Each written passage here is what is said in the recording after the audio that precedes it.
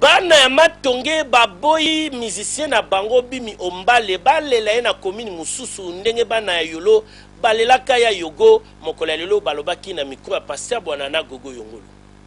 Ponanga André Azamu foto lela kaka na matonge awa pa sino stokoli na matonge awa atanga leo na kena ipeni me makamuna kama izaka na matonge yake munga funa makamuna na matonge za kwa base na biso depuis 60 dans un matonge presque 50 ans on ndambo alors eza jamingi André Azamu to kula kini awa na rankin c'est rankinois donc biso banda rankin ba bena biso les rankinois to moni oleba kini ko leleve pas misika vraiment to s'appelle na note biso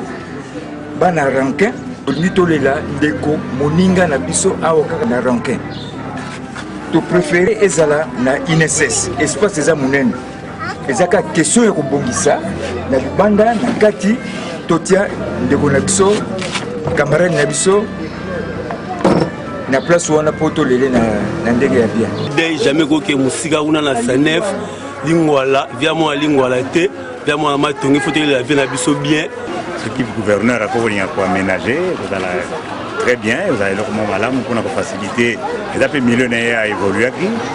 C'est-à-dire vous allez sengo mingi, ba mama, ba tata, ba ndeko. Vous allez ça va déplacement et mais vous allez malamu suivi pour ça là, ça les mawa.